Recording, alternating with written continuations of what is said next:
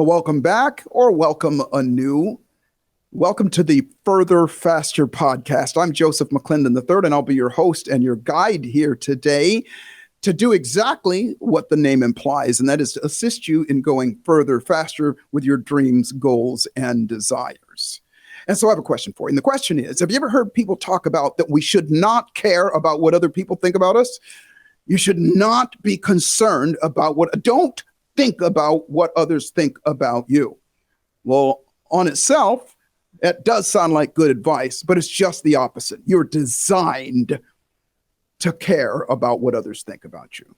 When we come back, I'm going to talk to you not only about why that is, but I'm going to show you how to turn that thing on its end so it actually becomes a positive thing in your life. So grab a pad and paper, and I'll be right back with the Further Faster podcast.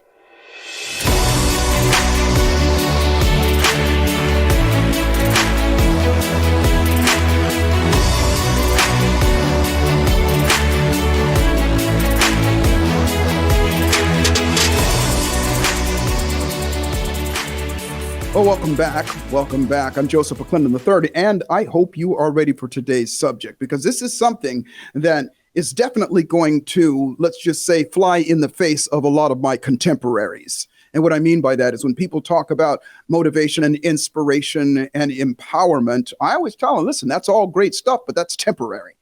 And so I like to talk about things that are tangible and process to get something done. And the process I'm going to talk to you about today is helping people deal with this gnawing feeling that most of us have, and that is concerned about what other people think about us. And as I said before, my contemporaries will say, don't think about it. You shouldn't worry about that. You shouldn't care about what other people think about you. Well, I'm here to tell you that you are designed to be that way. As a matter of fact, it is a survival mechanism. And here's what I mean by that. When we're born, we come into this world kicking and screaming with no knowledge of this world that's getting ready to hit us right in the face, for lack of a better term. We come into this world with only two needs and one fear. And the needs are the need to avoid pain, because that one's obvious. Too much pain could result in death, and we all have this survival mechanism. And the other need is the need to grow and to learn.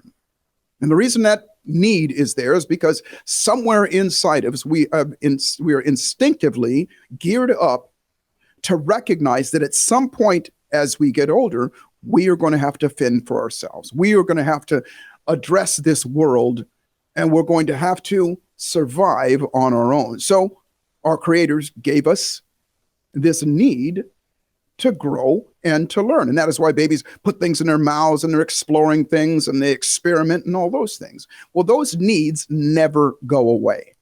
They may ebb and flow and go up and down, but they never go away. As a matter of fact, when people stop growing and learning, you hear about it all the time. It's science now that when they stop having a purpose, when they stop growing and learning, they get sick and die.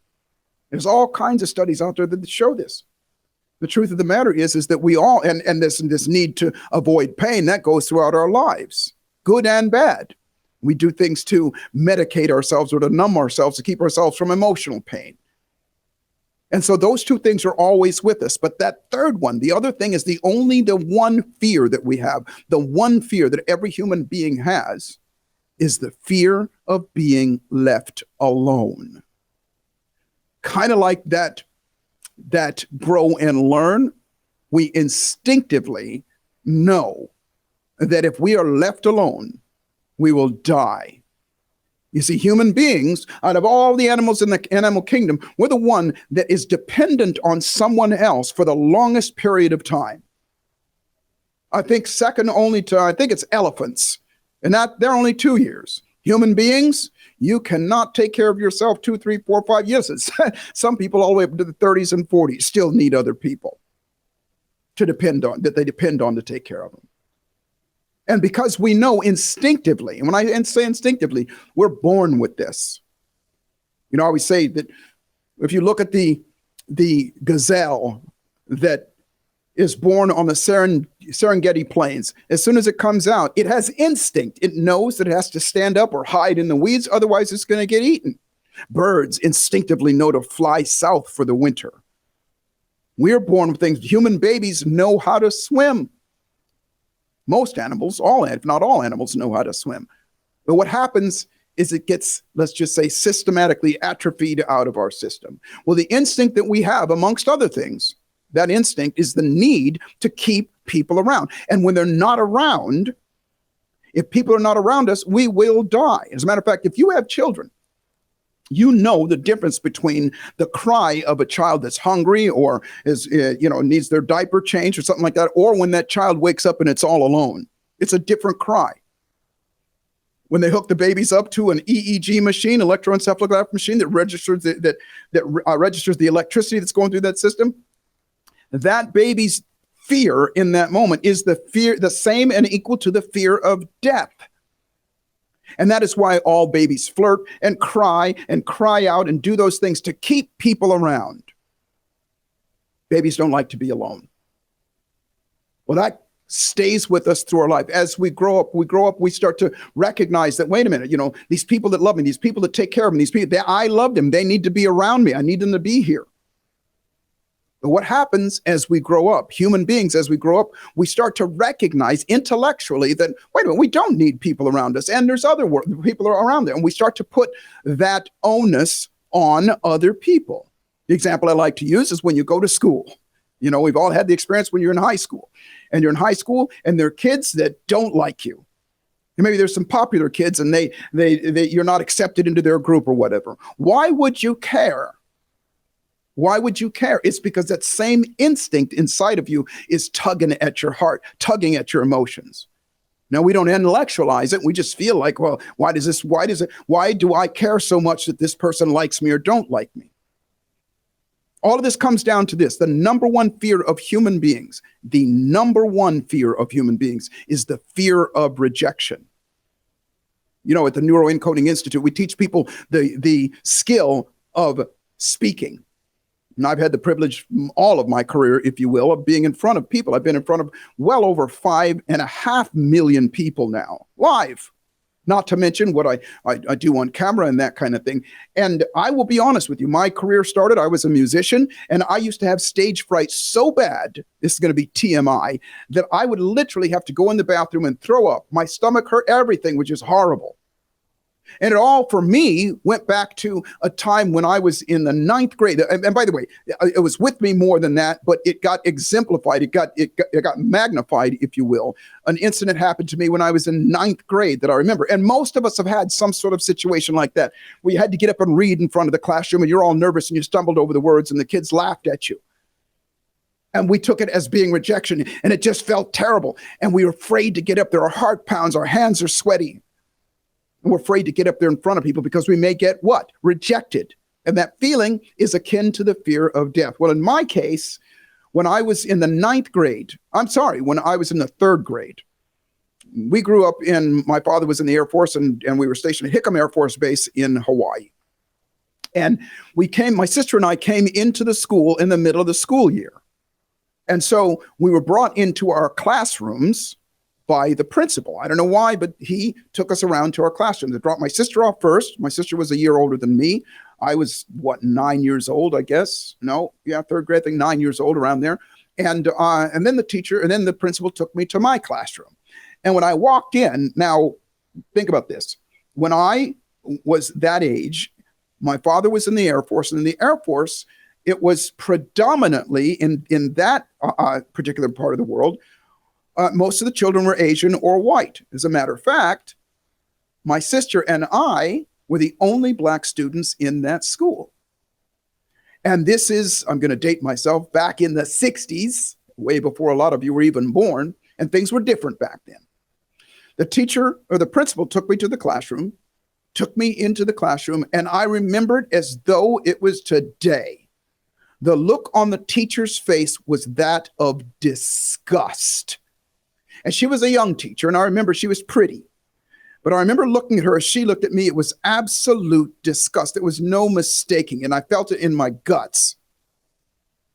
And the principal said, well, this is your new student. This is Joseph. And the teacher said, all right, class, say hello to Joseph. And the class kind of was chuckling and laughing. And I'm standing in front of the classroom. And then when the principal left, she said, go to the back and sit down, in a very stern voice.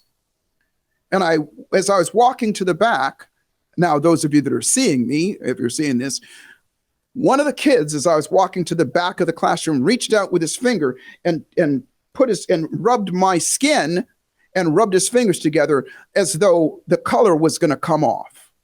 And right at that moment, I realized I was different. At that moment, I realized that I was the only black student around. Before then, it really hadn't even crossed my mind, quite honestly. And when he did that, the whole classroom laughed out loud.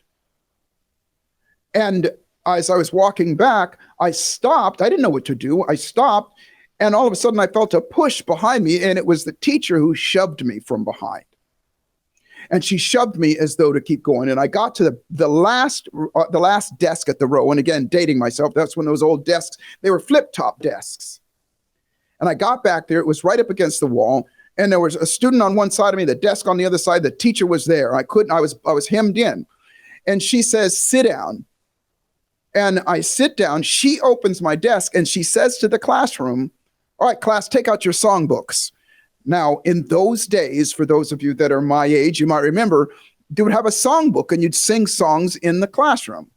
And she says, I want you to turn to page number, 35 or whatever.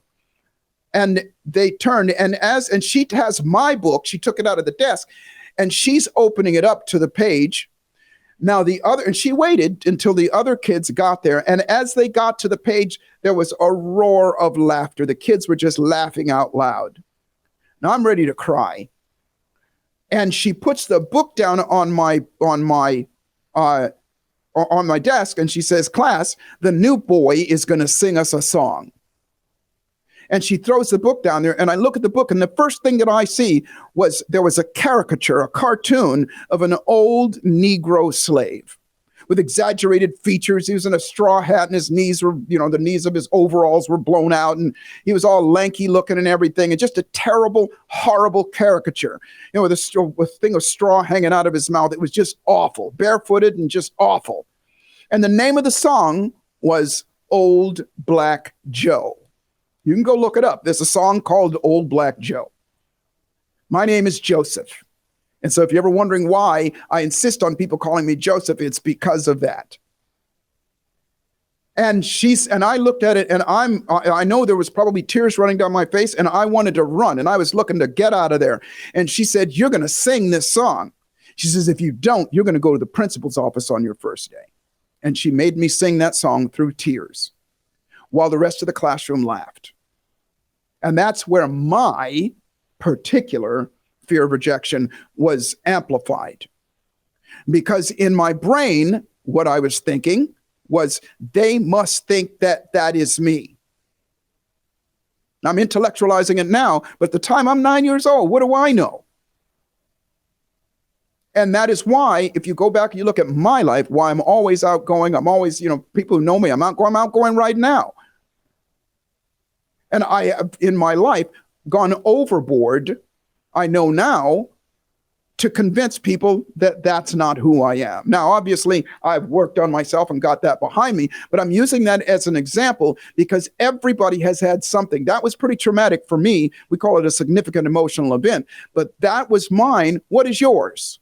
We've all had something like that. You may have not had something as dramatic as that, but all of us have had something that added to an already existing fear of rejection.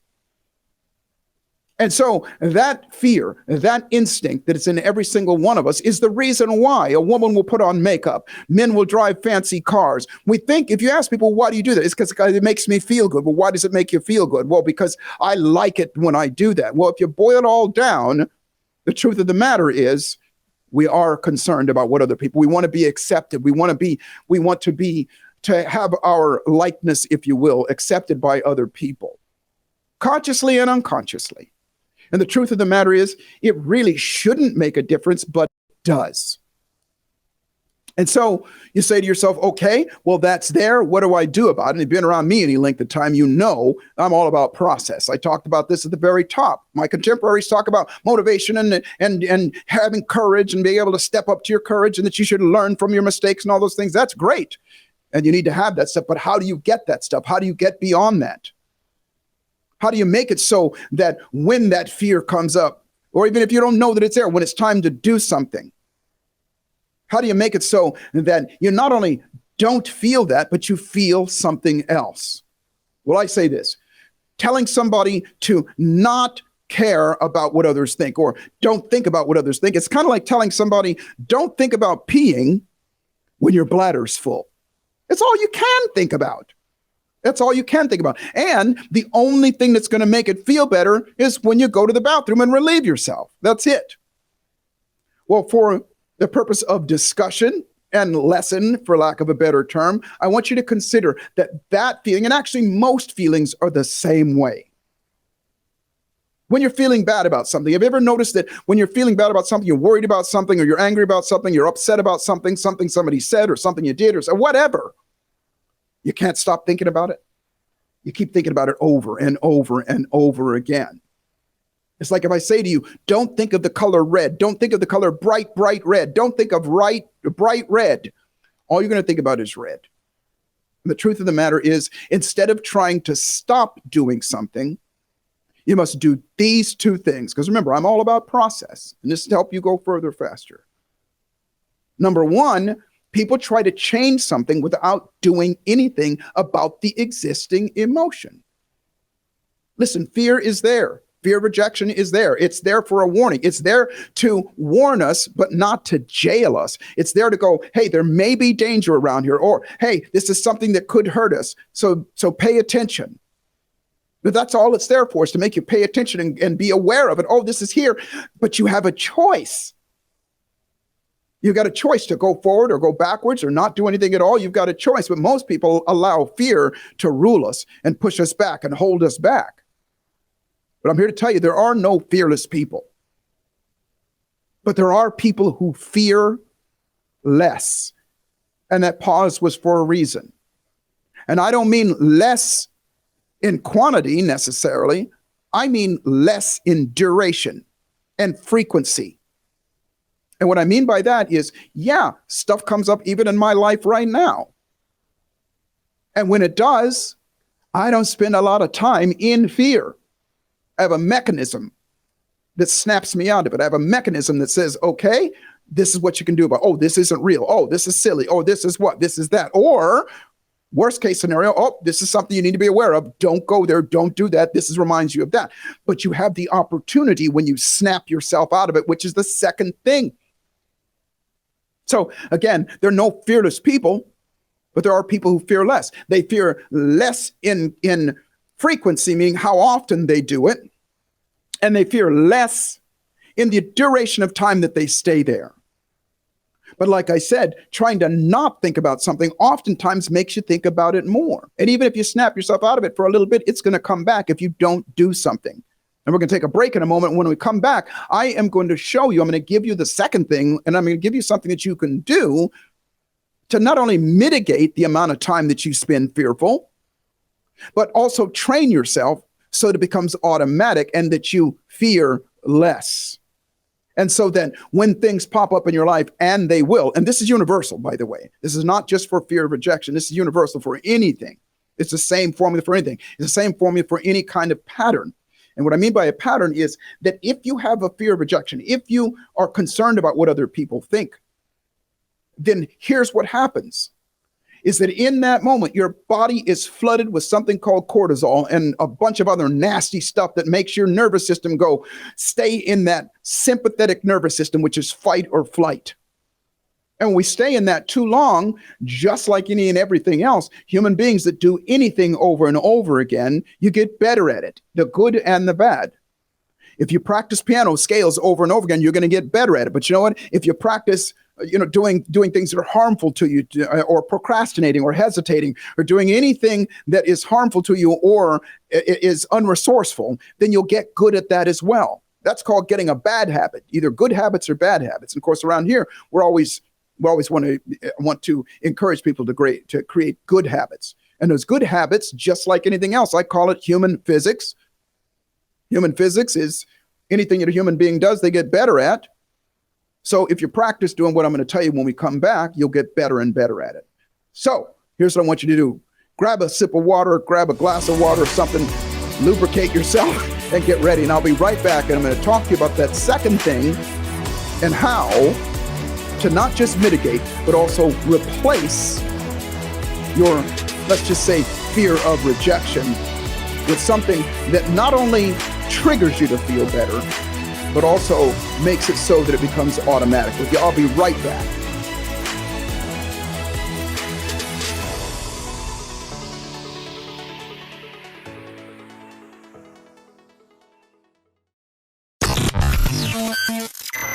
You're enjoying this episode on Angel Phoenix Productions Podcast Network. To explore a complete lineup of quality programs and media production services, head on over to angelphoenix.com or like our Facebook page at facebook.com/Angel Phoenix Productions.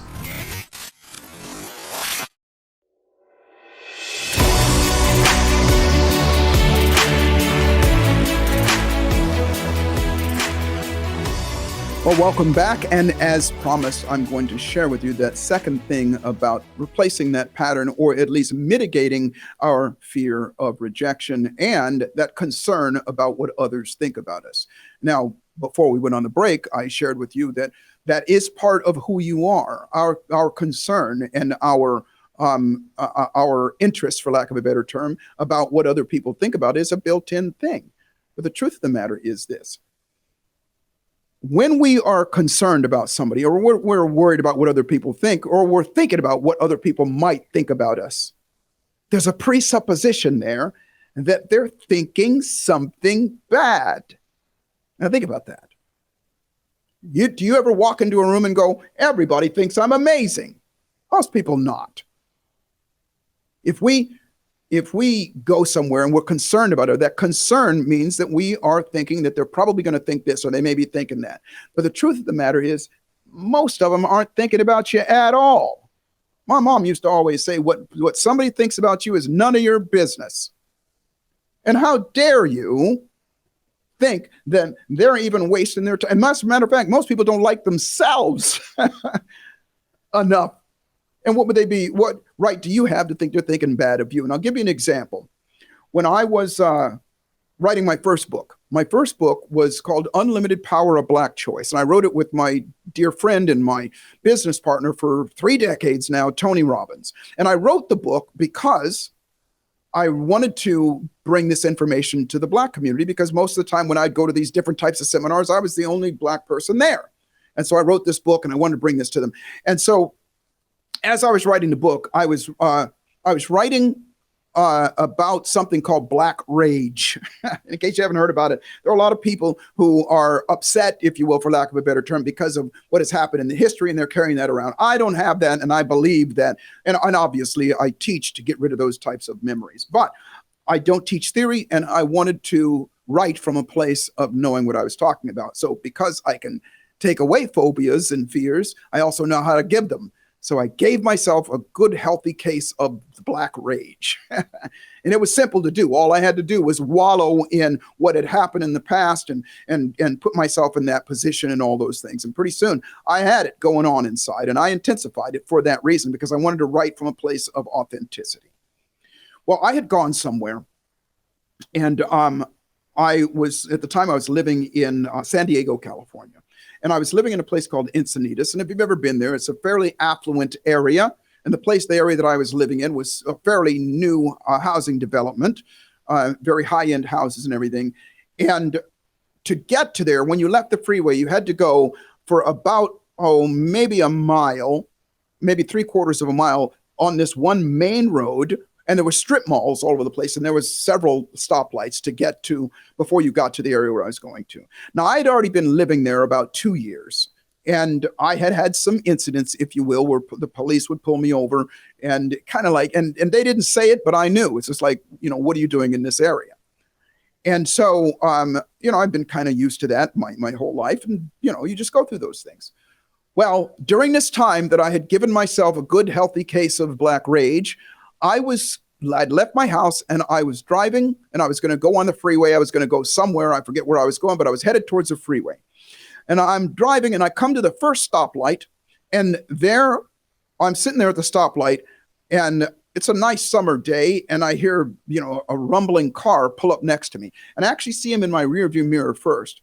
And there's a guy in there, white guy in there, and it's in just a crappy, old beat up POS piece of, well, you know what I'm talking about.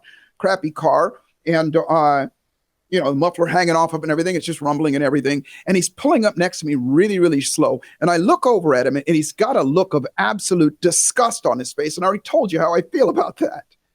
And he's looking at me, and he's looking at the car, and he's judging me. And I know it. But I also know not to let that affect me. And even though I had given myself this case of black rage, I also knew to control my emotions, even though I was fuming inside. Now, I remember thinking to myself, what does he know? He doesn't live here. I live here. Well, the light changed, and I took off. I went to the next light. And sure enough, I hit another red light. We've all had those days. And sure enough, here he comes really slowly, looking at my car, looking at me, and looking at the car. And it just got absolute disgust on his face. And each time this would happen, I became more and more enraged inside. And now I know what to write about, this feeling, knowing that somebody's judging you. Well, this happened to every single light. And it finally gets to the last light. And there's the freeway right there in front of me. And it turns red. And I have to stop. And here he comes. Now, this time he pulls up next to me and he honks his horn. And I don't want to look. I'm like, I want to just tear the steering wheel off. And I don't want to look. But I finally look over, and he honks the horn. And he goes like this. He's, the universal sign for roll down your windows. Because before then, I didn't tell you this. I had rolled my windows up because I didn't want to listen to his music in his rattly car. And I thought, no, I'm not going to do this. I'm not going to buy into it. And he honks his horn again. He goes like that. And I thought to myself, well, you know what? There's the freeway right there. I have a nice, fast car.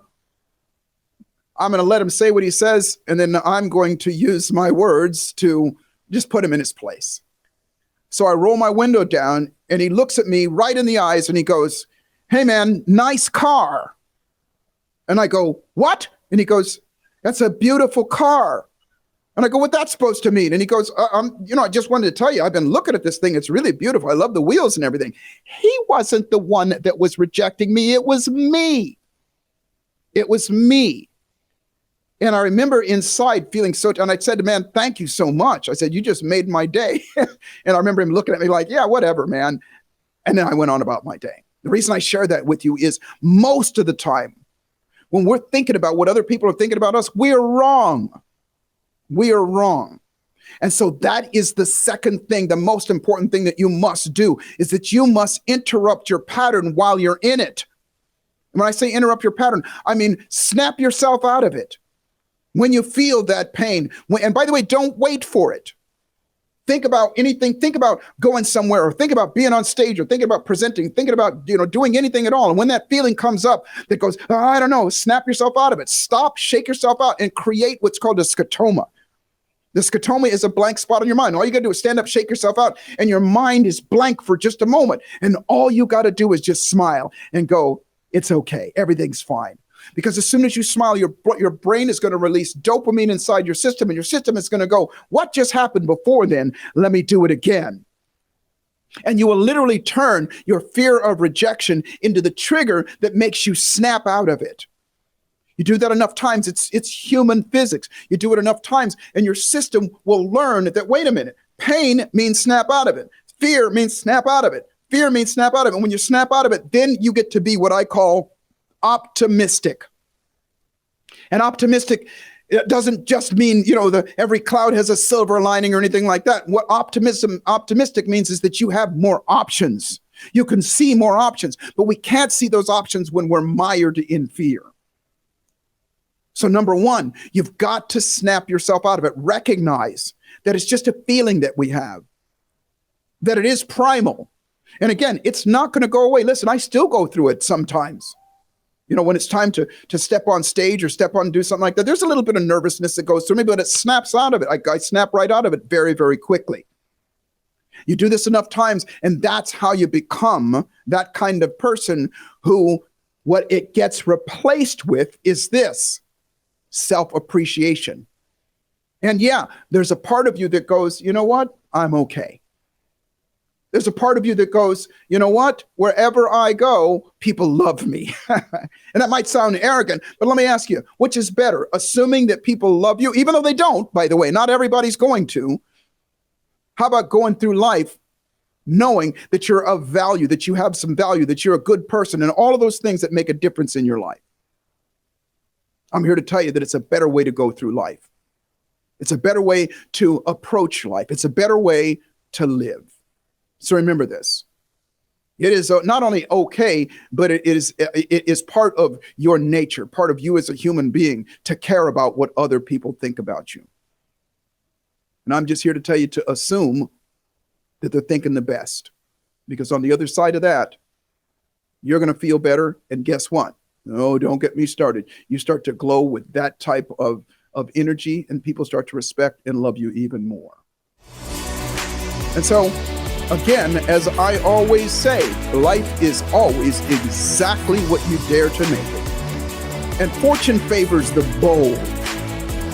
So the trick to life is to boldly step up and dare to make your life magnificent. That's how you go further, faster. I look forward to serving you again, and I will see you at the top.